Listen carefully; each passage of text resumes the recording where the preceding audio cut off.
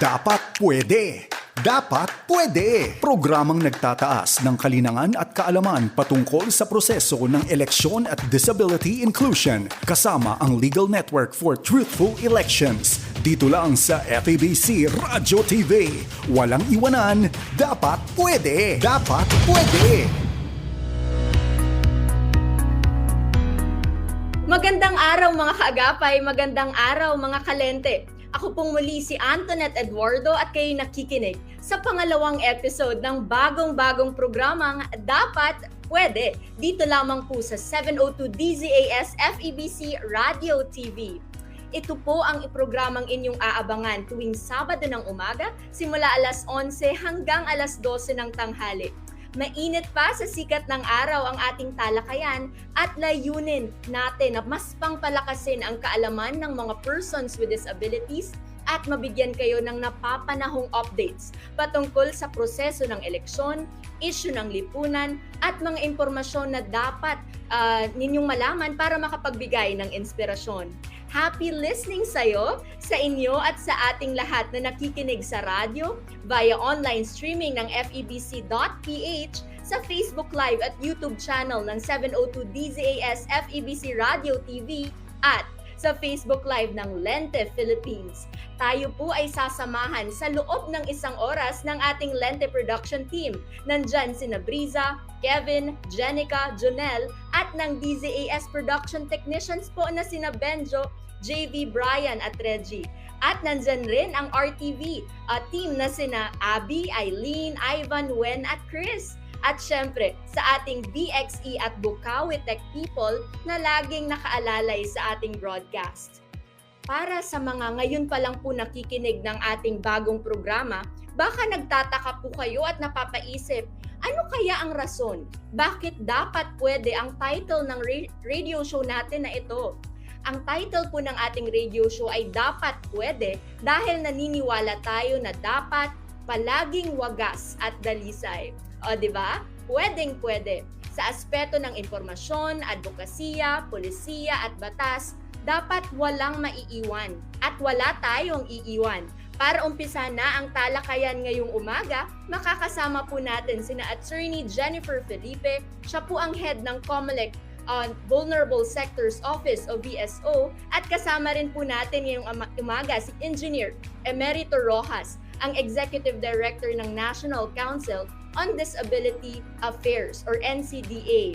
Sa bagong programa po natin na Dapat Pwede, magtatampok tayo ng 12 episodes hinggil sa usapin ng mga issue, hamon, karanasan ng persons with disabilities at kung paano rin natin maiengganyo o mahihimok pa ang ibang sektor na makikilahok sa ganitong klaseng diskusyon.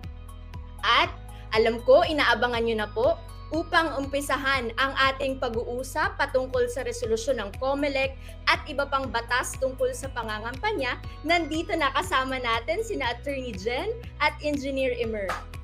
Good morning, Attorney. Good morning, Engineer. Good morning po sa inyo. Good morning po. Good morning and it's a pleasure po to be invited. Magandang umaga kasama ng Antoinette at sa lahat po ng ating tagapakinig ngayon. Thank you very much po. It's such an honor for us po na makakasama namin kayo ngayong umaga. Lalo na dahil po ngayon marami tayong gustong malaman tungkol sa batas, ano ba yung mga dapat malaman ng ating mga tagapagpakinig, mga tagapanood patungkol sa mga batas na ngayong pangangampanya at paano po ba ito makakaapekto at paano po ba ito makakatulong sa ating miyembro ng persons with disability. So, siguro simulan na po natin yung ating mga katanungan ngayon. Impisahan po natin doon sa mga katanungan na gustong-gusto ng malaman ng ating mga tagapagpakinig at tagapagpanood at yung mga medyo mas mabilis sagutan. Later po, meron tayong part 2 ng ating pag-uusap. Mga kaagapay at mga kalente. Siguro dito po natin simulan. Yung kanina po na-mention natin yung tungkol sa mga batas at COMELEC resolutions patungkol sa mga pangangampanya. Ano-ano po kaya itong mga batas na ito? Pwede po ba natin itong ma-share? Siguro simulan po natin kay Attorney Jen. Attorney? Okay, ang nag-iisa pong batas na nag-govern ng ating campaign regarding election po ay Republic Act number 9006, otherwise known as the Fair Election Act. And the implementing rules and regulation po ay COMELEC Resolution number 10730. So yun po yung ating, ito po yung batas na may mga provision hinggil sa pangangampanya po ng mga kandidato sa darating na eleksyong 2022, May 9, 2022 national and local elections. Okay, so ito po pala yung mga dapat malaman natin. Ano po kaya yung dito sa COMELEC resolution, lalo ngayon na mayroon tayong kinakaharap na pandemya, ano po dito yung bago pa lang na mga dati sa mga previous COMELEC resolutions, wala pa nung ganong klaseng batas para lang po added information sa ating mga tagapagpanood, tagapagpakinig. Ano po yung mga batas ngayon na existing na dati ay wala naman po, yung mga nandoon sa COMELEC resolution na yun, attorney? Actually, resolution number 10730 is an old resolution na inadopt for this coming election. However, as far as I can remember, there are a lot of introductions or innovations dun sa, I think it's a supplemental resolution governing the campaigning period in view of the COVID-19 pandemic. One is the prohibition on the giving of free T-shirts, etc. Also, there are some prohibitions with regard to handshaking. That's one of the prohibited acts now. However, the NBank I cannot say it categorically, but I know from different news articles and from watching the television that the NBank is actually reconsidering amending that particular resolution of the commission because there is a lot of clamor. There are a lot of clamor to somehow lessen the strictness of the resolution in view of the alert level 1 that we are having now. Okay, thank you very much, attorney. So yun pong mga, ano-ano po kaya yung mga provisions, yung nung na-mention mo pong batas kanina, ano kaya yung provision nito, ang particular sa mga botante at kabilang na po yung sector ng persons with disabilities po natin, attorney? Okay, in resolution number 10730, particularly section 6, titled Lawful Election Propaganda, it states that candidates and parties are required to incorporate sign language interpreters and closed captioning in broadcast election propaganda intended for exhibition on television and or the internet, and encouraged to ensure the availability of the respective printed campaign materials in So that particular provision is actually applicable for, or actually intended for the benefit of our PWDs.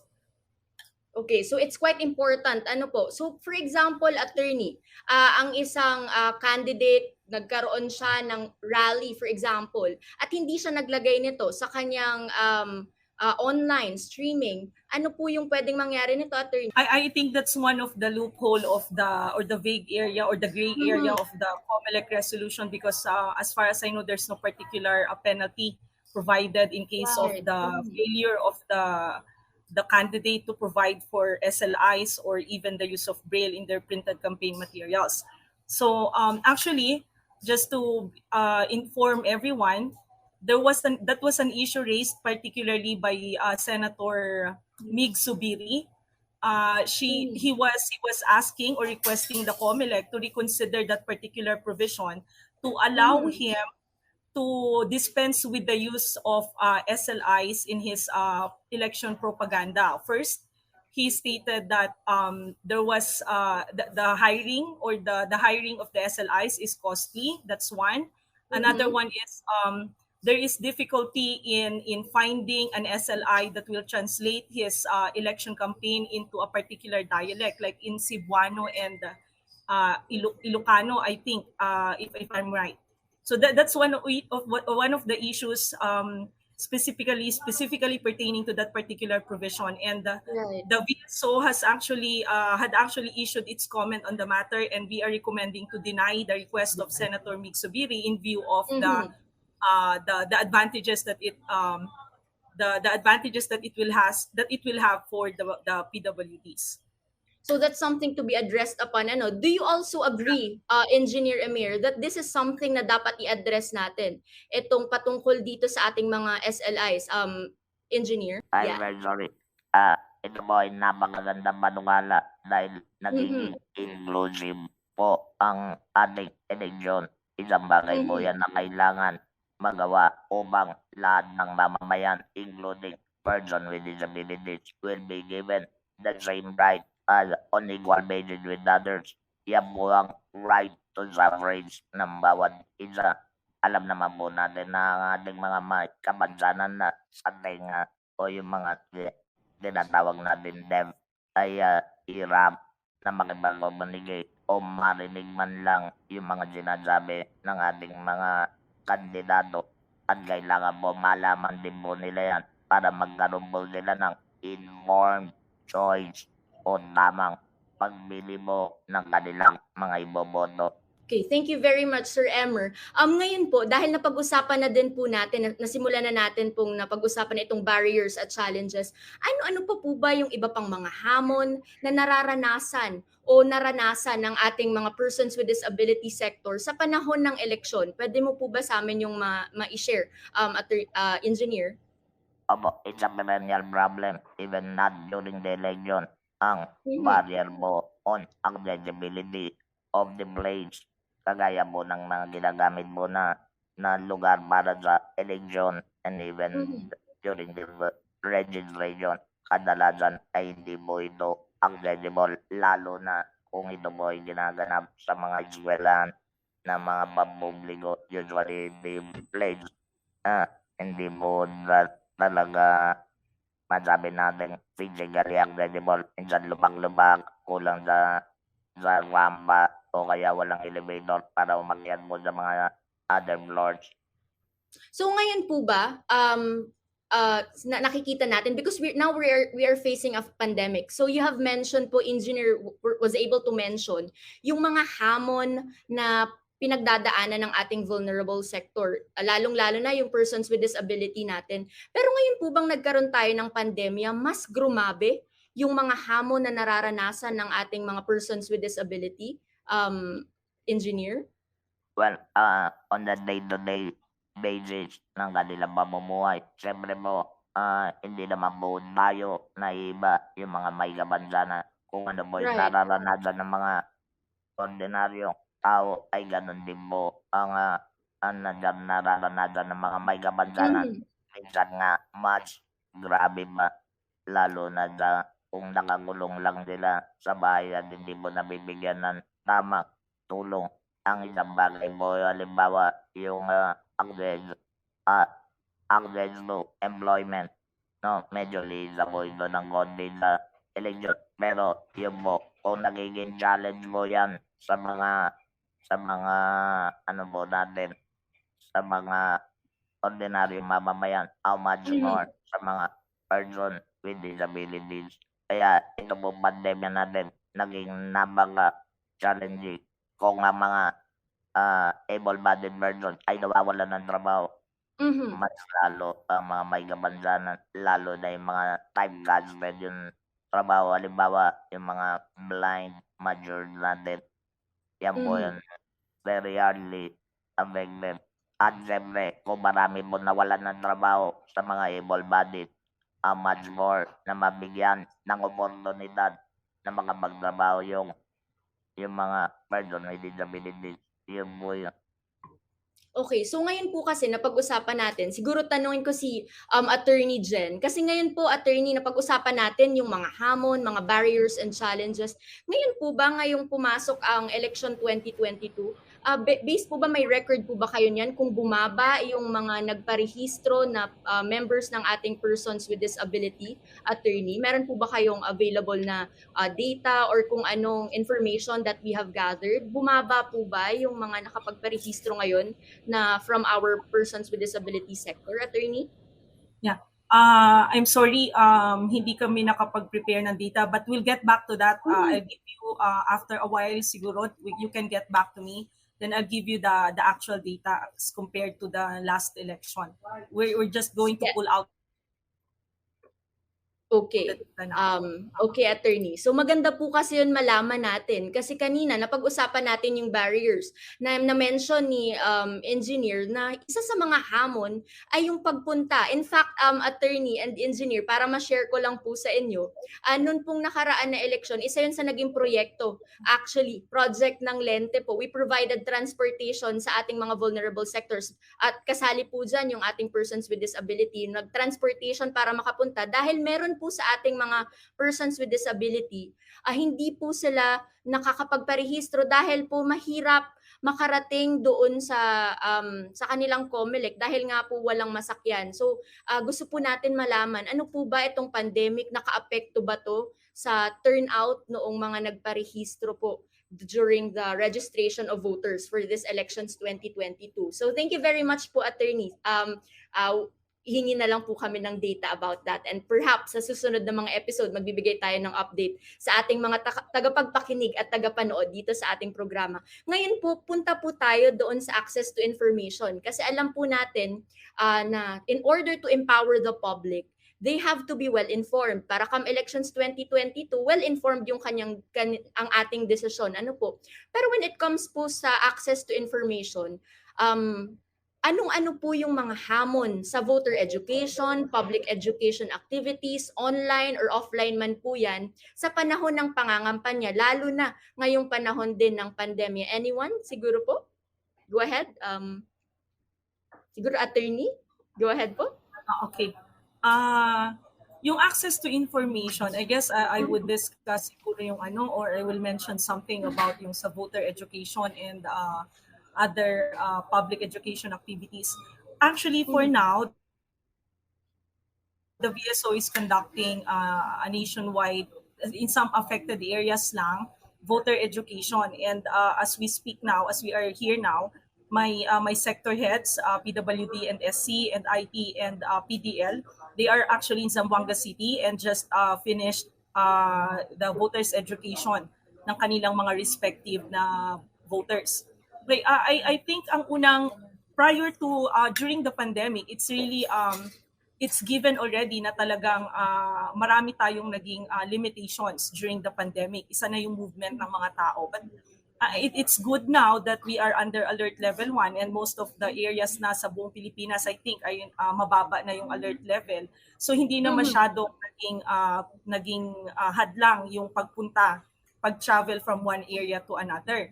I'm proud to say na I'm proud to share and to say na ang VSO ang kauna-unahang mga opisyales ng or empleyado ng COMELEC na bumaba sa field after mag-alert level 1. So I'm really proud sa aking mga sector head and sa aking office sa VSO. So Okay, ang may mga hindrances pa rin or obstacles, I guess. Unang-una sa voters education, we plan really to go out sa field, lalo na sa mga PDL voters, for instance, dahil yung limitation ng movement nila. So it's the VSO sector head, it's our office na talagang nag-push na pumunta doon to conduct the voters education. And so far, naging naman sila, very appreciative, accommodating, and really thankful na for the first time talagang may nagkakandak ng voters education doon. Okay, magiging problema namin kung hindi nagkaroon hindi tayo bumaba sa alert level 1. Okay. Magiging problema ng pasok o yung pagbaba sa field kung nasa strict pa rin tayo ng COVID-19. That's one. Another is pagdating naman sa mga IT voters natin, alam naman natin kung saan sila mga nakatira sa mga isolated areas. So internet connection is one of the main problem pagdating sa IT. Sa mga PWDs naman natin, persons with disabilities, it's again, as you mentioned, it's the transportation aspect. Yung kulang yung access nila sa transportation. That's one hindrance din na hinaharap ng VSO. Oh. So na-mention mo po, thank you very much, engineer, sa pag-share po and attorney dun sa mga hamon. Kasi importante po na malaman natin yan. Lalo ngayon, para malaman natin yung mga hamon na yan, para may magawa po tayong paraan. Pero kanina po, na-mention mo po, engineer, yung patungkol dito sa ating emergency accessible polling place. Yung ilalabas, ipapasok yung balota galing from one precinct to another. So nakikita po natin na isang napakalaking hamon po yun. Ano po, napakalaking hamon dito sa paparating nating eleksyon. Pagdating din po ba doon sa assistor, engineer, nakikita po ba natin na hamon din po yun, yung pipili ka ng assistor? Dati po kasi nagkaroon tayo ng pakikipag-usap din sa isang miyembro ng ating person with disability sector po. At na-mention niya na kung minsan hamon daw yung pagpili ng assistor, kung minsan nagkakaroon ng intimidation, kung minsan nagiging hindi naman talaga kumbaga yung freedom of speech kung minsan ay hindi talaga nagagamit dahil kung minsan yung assistor merong influence doon sa botante. Nangyayari po ba ito? Isa po ba itong malaking hamon din para sa ating mga persons with disability? Amo, kami mo na engineer, wala mo kami nanunod, but there were reports na din sa exam isolated incidents. Nangyayari po yun, anong nangyayari man, dapat by this time, by this election, ay palagay ko naman po, ay mayroon ng solusyon ang COMELEC yan. It's a matter of, properly informing and making sure that those that we get as employees or regular staff during election be well informed and well given the instructions on what to do and not what to do. Yun po yung klaro. At saka malaking tulong mo dapat pati yung mga watcher ng mga kandidato natin must be aware of that, na hindi mo kasama i-influensyahan na yan. At kung halimbawa yung isang blind na nagpatulong na sinabi niya kung sino gustong iboto, dapat kung ano yung sinabi ng blind, ayun din yung imamarkahan ng assistant sakaling walang assistant na kaya o personal assistant na kasama yung blind. Yung mga deaf naman, ang challenge naman dyan sa mga simple lang po kung wala mong sign language interpreter, there must be reasonable accommodation wherein pen and paper. Ang simple na ng tanong niya, saan ba yung presinto ko? At yun lang naman po ang susulat niyan sa papel para mo maintindihan ng deaf na nandun ka sa presinto doon sa third floor. At kung kailangan niyang hanapin yun, pwede naman tulungan siya, madali lang po. But the main challenge na yung mga mobility impaired, and usually kailangan ng 2 tao o 3 tao na tutulong para maiyak-iyak yung wheelchair sa masigib na pasilyo ng ating mga paaralan. Yun po yung main challenge. Kaya kung hanggang maaari, ibaba ang balota doon na lang sa baba at pag-akyat ng balota, huwag naman po sana matapon yun. Mayulog ulit doon sa Bicol machine para po mabilang ang kanilang mga boto. Thank you very much, Engineer. Ngayon pupunta naman tayo kay Attorney Jen. Attorney, kanina po kasi na-mention na natin yung tungkol sa assistor po. So pwede mo po ba, para lang sa mga nakikinig ngayon sa atin at nanonood sa ating programa, sino-sino po ba, Attorney, yung pwedeng kuning assistor or allowed na assistor ng ating persons with disability, Attorney? Yeah. Una, sa Resolution 10724 ng COMELEC that applies, that's the general instruction for voting for the 2022 NLE, merong nakalagay doon na assistors. So, una, yung mga personal helper or I think pwedeng nurse siguro or yung talagang lagi ng kasama ng person with disability. So, pwede yun na mag-assist sa kanya. Pangalawa, kung hindi naman, wala namang ganong available na tao na mag-a-assist, pwedeng ka mag-anak niya within the third civil degree of consanguinity or affinity. That's also provided there. And in the absence of that again, ang default natin is yung member ng electoral board. Pwedeng mag-assist yung member ng electoral board sa mga PWD sa pag-accomplish ng kanilang ballots. Okay, thank you very much, Attorney. So, dagdag kaalaman yan sa atin, guys, sa mga nanunood, nakikinig ng ating programang Dapat Pwede. First part pa lang po yan ng ating episode ngayong umaga. Pero siksik, liglig na yung mga nakuha nating information from our guests this morning. Pero mamaya po, dyan lang kayo dahil may second part pa po yan. So again, maraming salamat Attorney Jen at Engineer Emir sa atin pong talakayan ngayong first part po ng ating programa. Bukod po sa usapan ng eleksyon, usapan din ito ng accessibility ng impormasyon sa ating mga vulnerable sectors. Hangad ng programa na maging tulay upang makatulong sa pagsusulong ng advokasya patungkol sa disability inclusion. Kapit lang! Diyan lang kayo guys at magbabalik kami para sa sunod na parte ng ating programa. Diyan lang po kayo, magbabalik kami.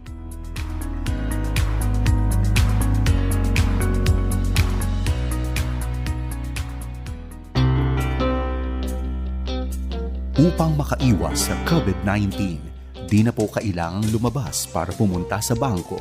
Maaaring ipadala ang inyong love gift para sa FEBC Ministry sa pamamagitan ng online donation.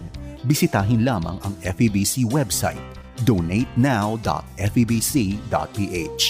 Maraming salamat sa inyong patuloy na suporta sa gawain ng Panginoon. Dahil dito, patuloy nating maihahatid ang tamang impormasyon at mensahe ng pag-asang matatagpuan kay Hesukristo, lalo na sa mga panahong tulad nito. Kapag tinawag ka ng pagmamahal, sumagot ka agad. Panatag, marangal. Naririto ako at handang maglingkod. Sundin mo ang sariling puso't kalooban, hindi ang bulong, bighani at tukso na mga wikang banyaga sa iyo. Matitiis mo ba ang patalim ng balakyot? Magtitiis pa ba sa gisi ng maiksing kumot? Mahihimbing ka bang alipin ng takot? Ang pag-ibig mo ay walang kapantay, kundi ang pag-ibig din ng minamahal. Huwag mo siyang bayaang maghintay. Gumising ka, manindigan. Bawat patak ng luha niya'y isang dagat. Bawat ngiti ng tagumpay niya'y watawat. Kapag tinawag ka ng pagmamahal, sumagot ka agad. Matatag marangal, walang bakit. Sana maglingkod. Ito ay hango mula sa tulang Mamamayan ni Rio Alma. Paalalang hatid ng inyong 702 DZAS FEBC Radio TV, agapay ng sambayanan. Sumasahing papawid mula sa Maynila. Ito ang Far East Broadcasting Company Philippines. FEBC. Himpilang 702 DZAS. agapay ng sambayanan. Dapat pwede! Dapat pwede! Programang nagtataas ng kalinangan at kaalaman patungkol sa proseso ng eleksyon at disability inclusion kasama ang Legal Network for Truthful Elections. Dito lang sa FEBC Radio TV. Walang iwanan, dapat pwede! Dapat pwede! Ayan! Good morning pong muli sa inyong lahat. Nagpapatuloy po ang programa nating Dapat Pwede. Muli ako ang inyong host. Ako po si Antoinette Eduardo at ang programang ito ay sa pakikipagtulungan ng Lente at 702 DZAS FEBC Radio TV. So sa ngayon po, kasama pa din natin sa ating programa ngayong umaga si Attorney Jen at si Engineer Emir. So ngayon po, kanina po, alam natin sa first part ng ating episode ngayon, marami na tayong nalaman na mga updates galing mismo sa ating guest for this morning. Ngayon, pagpatuloy po natin yung ating pag-uusap. Kanina po, hiningan natin si Attorney Jen nung data kung kumusta ba ngayon yung turnout ng registration ng ating persons with disability. At sabi po ni Attorney Jen, meron na daw po siya ngayong mabibigay sa atin. Agad-agad may mabibigay sa atin si Attorney Jen na data. We are very grateful. So, Attorney Jen, go ahead po. Yeah, for the 2019 ERB hearing, last ERB hearing, ito po yung total ng PWD, persons with disabilities. For the 2019 national and local elections po, it is 347,848. For the 2022 national and local elections, based on November 2021 ERB hearing, we have a total of 511,612 persons with disability voters. So there is an increase of 163,764. That constitutes 47.08%. Wow! So, tumaas, attorney, based dun sa nabigay mo pong data, for this elections 2022, mas nadagdagan yung mga boboto nating persons with disability, and that's wonderful news. So, ano po kaya yung nakikita natin na naging magandang nagawa? Bakit po kaya ganito yung naging turnout ngayon? Ano kaya yung makikita natin na pwedeng reason nito? Okay, noong 2019, if you can remember, wala pa pong vulnerable sector that time, pero there's a PWD and SC committee. It was under the leadership of Commissioner Louis Dia, and actually, because of the programs and plans that were implemented during the 2019 NLE, I'm proud po to say na meron pong naging award, international award ang COMELEC, with regard to mga projects po na in-implement during the 2019. I think that's one of the reason kung bakit nainganyo yung ating mga PWD na mas magrehistro and at the same time mag-self-ascribe na sila ay PWD. I-identify yung kanilang mga sarili as PWD. If you want, I can actually give you the data on the number of PWD or persons with disabilities na nag-avail ng and senior citizens na nag-avail ng accessible polling places as compared to the 2019. But again, pardon me po, I'll pull out the data muna in the meantime po. Okay, so sige po, go ahead lang dyan, attorney.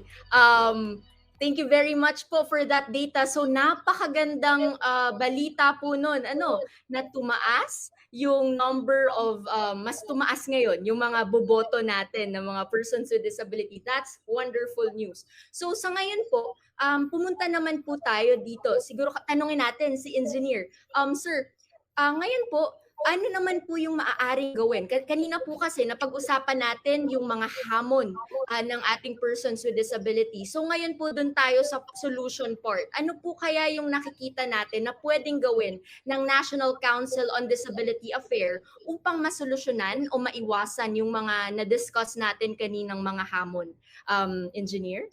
We keep on learning and we keep on empowering person with disabilities. At yung right to suffrage nila ay makamtan nila. Sa ngayon mo, there are about 1.5 million person with disabilities and probably half of that are in voting age. Alam naman po natin na malaki yung parte ng mga voters na voting age po natin. At sana po, malaki ba ang mga bilang ng mga may kapansanan na makaboto sa susunod na eleksyon sa pamamagitan po ng ginagawa natin. Another solution that we're trying, that we will be doing, ay meron kaming offer na 2 sign language interpreter dito sa within Metro Manila for the whole time na nandun po yung eleksyon. Kaya lang, hinihingan namin yung tulong ng BSO na kung saan ang concentration na maraming sign language na maraming deaf. Doon po namin lalagay yung 2 sign language interpreter na empleyado po ng NCBA. Kaya yun po yung tulong po natin. Yung para po magampanan tunay na karapatan ang mga may kapansanan sa eleksyon. Maganda po yung mga na-share niyo po sa amin na mga solusyon. At ito po ay in partnership with VSO. Na-mention mo din po kanina. Thank you very much po, Engineer. Ngayon po, tungo naman po tayo ngayon sa VSO. Attorney, ngayon po kasi sa kasalukuyan, umiikot ang Vulnerable Sectors Office, alam natin, para sa mga public education activities.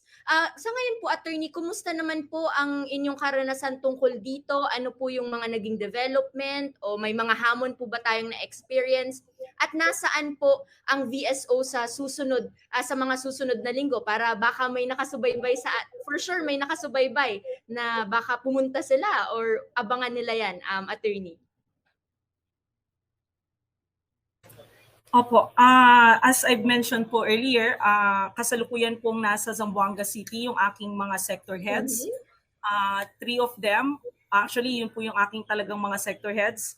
They conducted, the IT sector head conducted IP vote Voters Ed sa Simariki Island sa Zamboanga City, Barangay Talon-Talon. And then yung PDL sector head is in Zamboanga City, nag-conduct din siya doon, and also together with the PWD sector head. Okay, for so far, sa mga pinuntahan naman nila, so far, I don't think na nagkaroon sila ng masyadong mabigat na problema. May mga instances lang siguro yung mga sa persons with disabilities, yung mga hindi talaga maka-access ng mga transportation. I think yun lang yung medyo naging problem. Pero mas malaki naman yung percentage ng mga botante na nakapunta sa mga scheduled na voters ed. Actually, Zamboanga City is the third part of the voters ed na or third area na pinagkandakan nila ng voters ed. So for next days po, ito po yung kanilang schedule for persons with disabilities voters education. Meron po sila sa Cebu City, sa Cebu on March 23 to 25. Sa Manila po, 5th District, April 5. Sa Caloocan, April 6. Sa Las Piñas, April 7. Sa Quezon City, 3rd District, April 8. Sa Naga City, Camarines Sur, April 19 to 21. And Calapan, Oriental Mindoro, April 26 to 28. So yun po yung mga susunod po nilang mga schedules after Zamboanga City. Okay. So, ayan na. Abangan niyo po yun. Sa ating mga tagapagpakinig, taga-subaybay, ayan, nakuha na natin yung schedule ng mga susunod na voters education sa mga susunod na araw. Meron po ba yan, Attorney SLI, nakasama for the voters education, Attorney? The PowerPoint of the PWD sector head, si Doc Mau, meron siyang SLI inset doon sa kanyang PowerPoint presentation.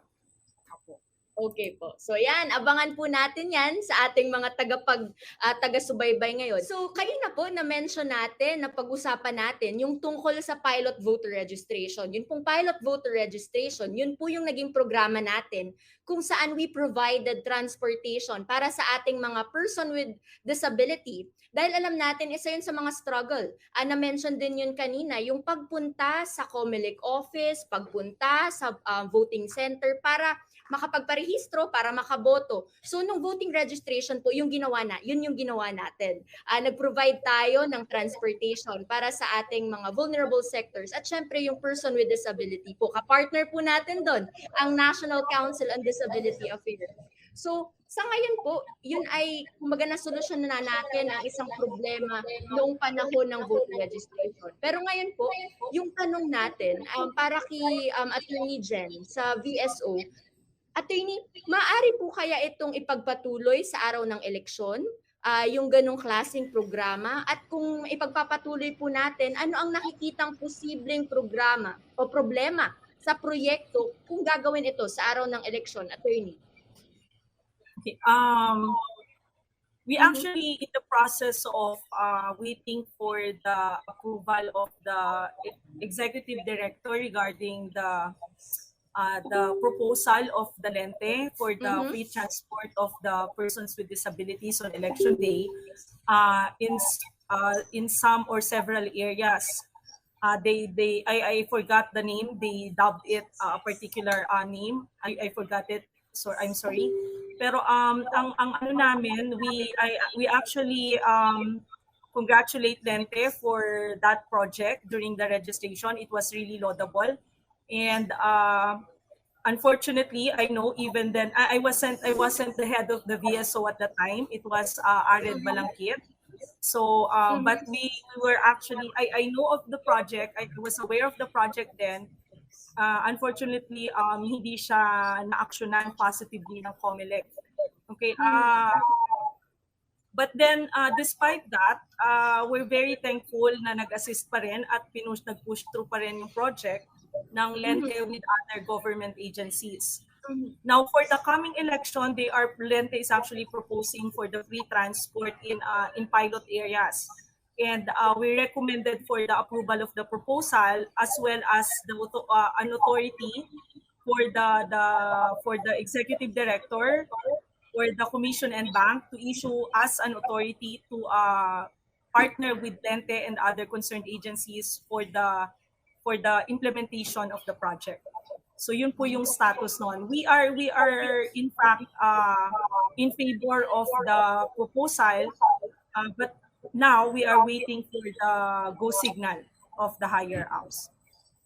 Okay, thank you very much, Attorney. Ngayon, tatanungin ko naman si Engineer Emmer tungkol po dito sa karanasan ng NCDA, doon po sa nasabi nating programa. Ano po ba, Engineer? Kumusta naman po yun? Na maganda po ba yung naging programa? But based po sa iyong pakikipag-usap sa mga persons with disability, at kung gagawin po ito, sang-ayon po ba kayo na gawin uli ito sa paparating na eleksyon, ipagpatuloy uli ang nasabing programa? Dumadang ngayon ako maganda mo yung programa. At siguro ang kailangan natin i-address ay yung kung saan ang concentration ng mga may kabansanan na pwede natin servisyoan na gano'n. Kasi alam naman po natin, scattered nationwide ang mga may kabansanan. Pero kung matutumbok po natin kung saan mas kinakailangan at mas magiging epektibo yung programang yun, ay mas maganda mo. At ang palagay ko mo, ang BSO ay ginagawa mo yan at sa tingin ko mo ay magiging successful ulit kung sakaling gawin. Ang isang bagay lang mo, sana huwag misinterpret ng iba na pati yung mga barangay may tatak na politiko yung mga sasakyan o kaya yung mga politiko na may tatak ang kanilang sasakyan ay mag-transport ng mga may kapansanan ng other vulnerable sector members. Kasi po, baka ma-branding na angon yung mga nandot o yung mga, alam niyo naman, baga yung botong ganyan, ano po. Right, So, right. kaya ingat lang po tayo doon sa ganon. Dahil alam niyo naman po minsan, makita lang, iba na ang interpretasyon ng ibang tao. Kahit na maganda ang layunin, ingat lang po sa ganon. Pero kung kaya mo, mas maganda. Kaya lang, targeted kung saan ang concentration. Okay. So na-mention po yung minsan talaga merong mga kandidato na maghahakot during election day, magpo-provide ng transportation at dadalhin yung ating person with disability from their house to the COMELEC office. Pero para lang po sa idea ng mga tagapakinig ngayon na nunood din sa atin, attorney dyan, di ba po pinagbabawal po ito, attorney? Yung pag-provide ng transportation, lalo na ng mga kandidato, ng mga politiko, attorney? Yeah, precisely that's illegal, yung hakot system. Isa yan sa reason kung bakit nagpursige si COMGIA before to create yung ABC or Accessible Voting Centers for IP voters, precisely to avoid yung hakot system.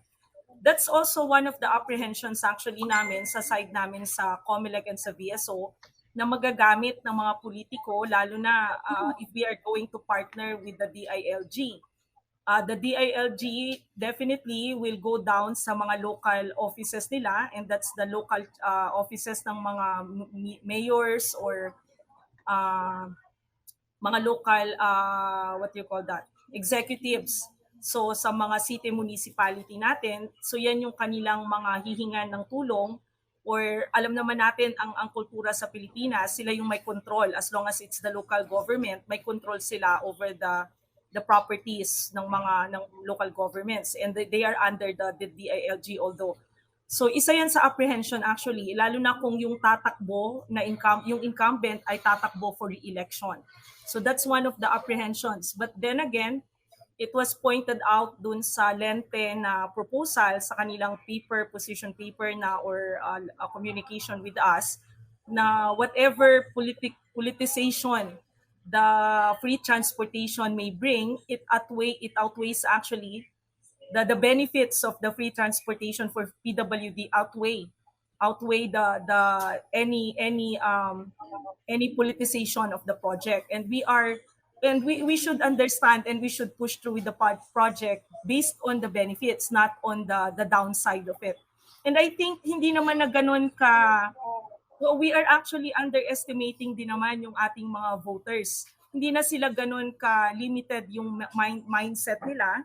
Hindi na ganun ka-limited yung mental state nila just to attack the COMELEC for giving services or coordinating with other or partnering with other stakeholders for purposes of free transportation ng ating mga persons with disabilities, especially on election day.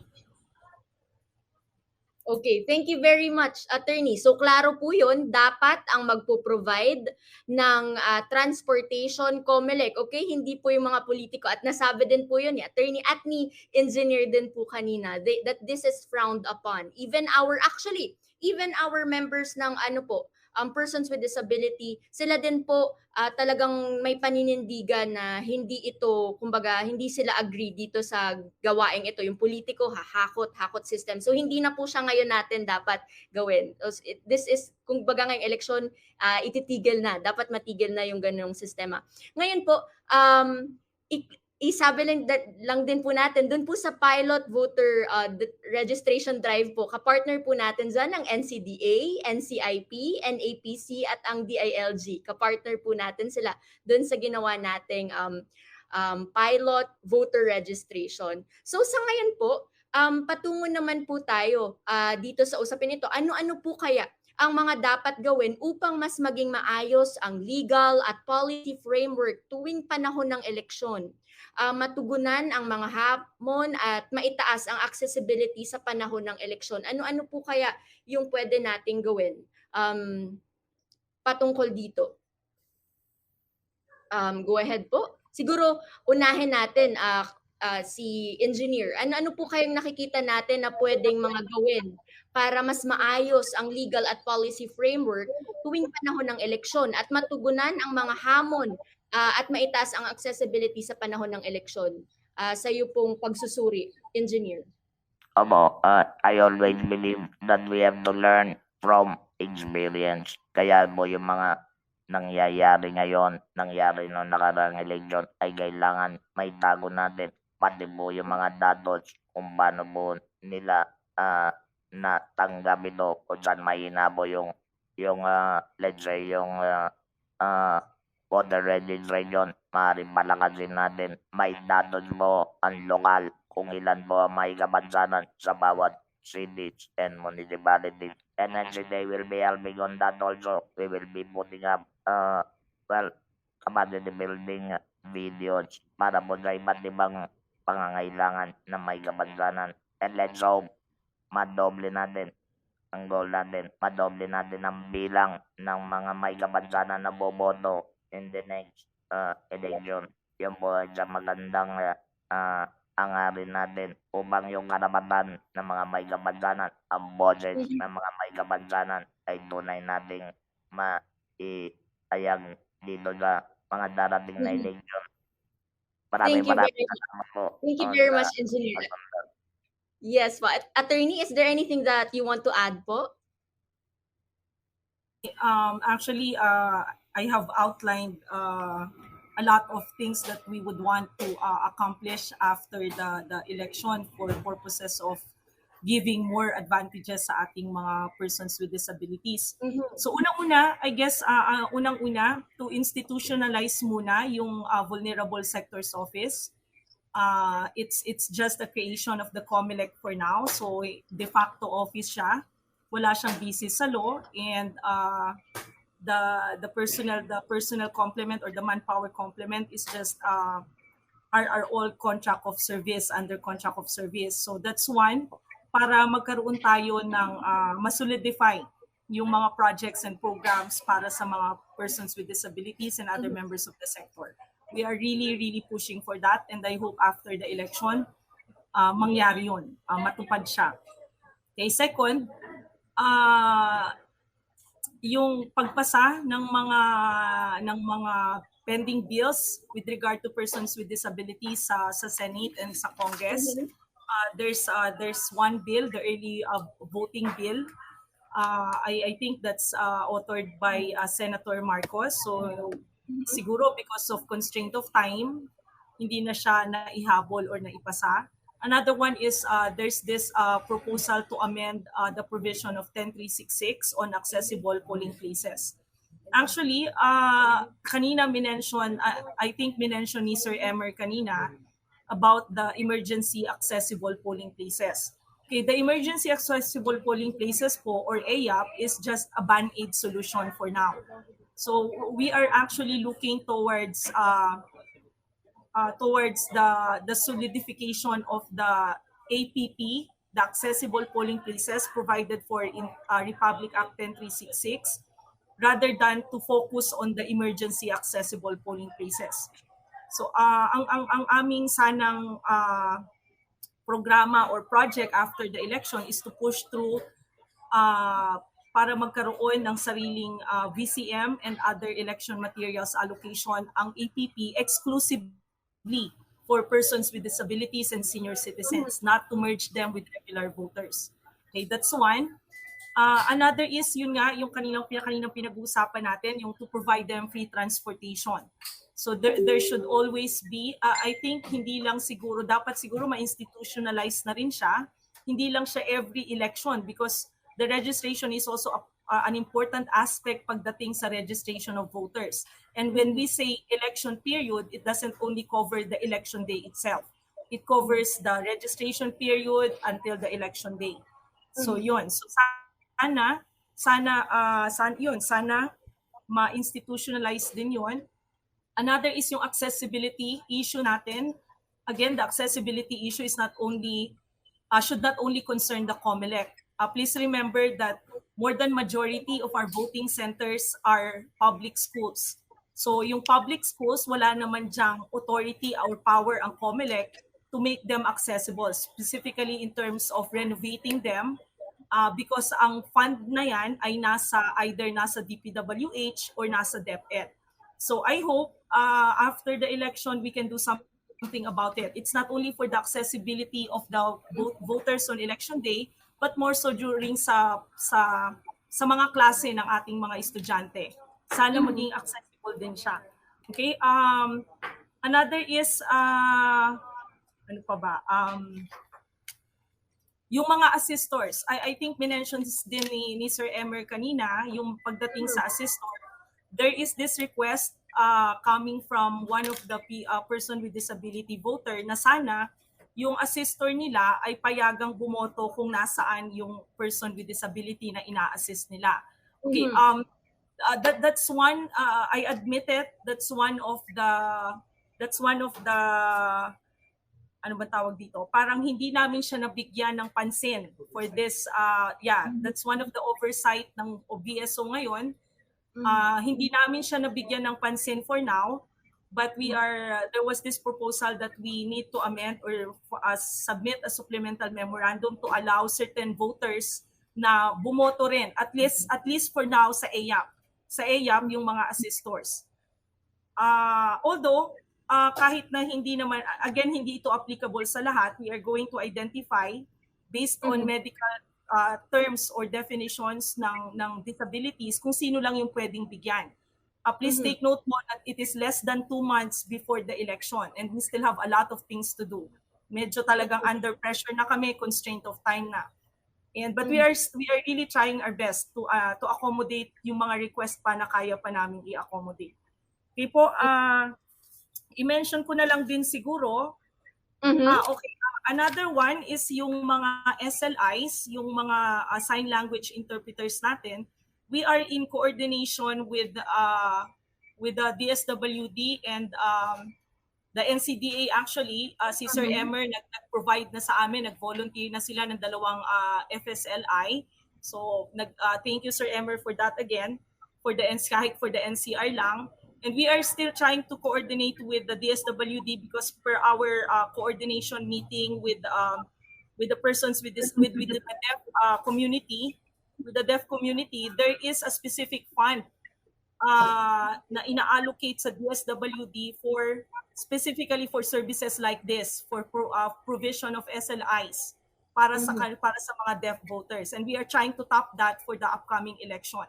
So to inform lang po kayo, ang initial communication namin with the DSWD medyo mukhang hindi umaayon pa sa aming plano. But still, we are trying to coordinate pa rin to provide the SLIs kahit na sa mga pilot areas lang. Okay po, and meron ding request actually for instructional video, lalo na sa mga AYAPs po natin, para lang dun nga sa ating mga, I think this is for the deaf voters also pa rin, para hindi man nila maintindihan yung sinasabi, meron ding guidance pa rin na nandun sa voting center for them. So yun po. And siguro i-mention ko lang yung kaninang sinabi ko about the accessible polling places. Noong 2019 national and local elections po, meron tayong 270,082 na accessible polling places.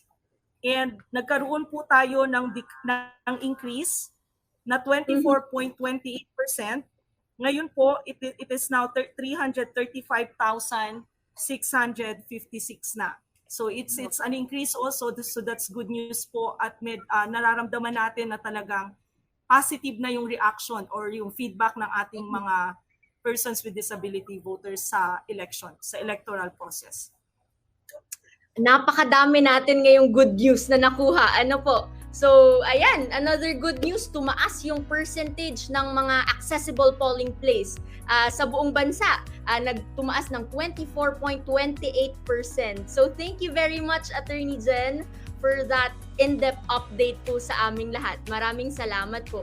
So sa ngayon, maraming salamat po sa ating guests for this morning. Siksik-liglig talaga at umaapaw yung mga information na nakuha natin. Thank you very much, Engineer Emmer, and thank you very much, Attorney Jen, for sharing with us your time. Maraming salamat po. So muli, maraming salamat sa ating mga special guest ngayong araw na bigyang linaw ang ating mga kaagapay at mga kalente sa mga COMELEC resolutions at batas na mayroon tayo tungkol sa pangangampanya. Hindi lang siksik-liglig at umaapaw ang diskusyon natin ngayong umaga, kundi mas naramdaman natin ang kahalagahan ng bawat isa. Ano pa man ang anyo o antas, sabi nga nila, walang iwanan. So maraming salamat po talaga sa inyo. Mula sa buong pangkat ng Dapat Pwede, umalalay sa atin sa loob ng 1 oras ang Lente Production sa pangunguna ni Briza, ang production head, kasama sina Kevin, Jenica at Jonel, at ang DZAS ProdTech, ang RTV team, ang Bukawi Tech People at Engineering team. Ito pong muli, si Antoinette Eduardo. Tandaan, tuwing Sabado, simula alas 11 hanggang alas 12 ng tanghali, mapapanood ang programang Dapat Pwede. Palaging wagas at dalisay. Dapat Pwede! Dapat Pwede! Programang nagtataas ng kalinangan at kaalaman patungkol sa proseso ng eleksyon at disability inclusion kasama ang Legal Network for Truthful Elections. Dito lang sa FEBC Radyo TV. Walang iwanan, Dapat Pwede! Dapat Pwede!